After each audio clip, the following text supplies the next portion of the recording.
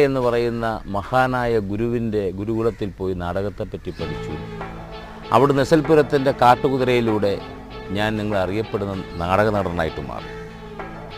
അപ്പോൾ എനിക്ക് വഴിത്തിരിവുണ്ടാക്കിയ എൻ്റെ ആദ്യത്തെ കഥാപാത്രം കാട്ടുകുതിരയിലെ കൊച്ചുവാവയാണ്. നിർഭാഗ്യവശാൽ സിനിമയായപ്പോൾ കൊച്ചുവാവയ്ക്ക് ചായം ഇടാൻ എനിക്ക് ഭാഗ്യം കിട്ടിയില്ല.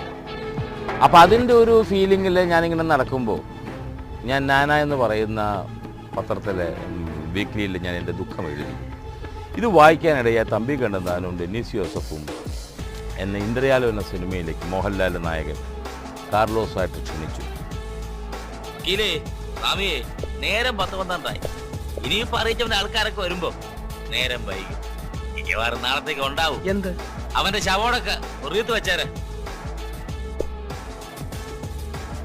കാർലോസ് 2 കവല എഴുതിയേര്, ഇംഗ്ലീഷിലും മലയാളത്തിലും. അവന്റെ അമ്മാവൻ വായിക്കുമ്പോൾ മനസ്സിലാവണ്ടേ?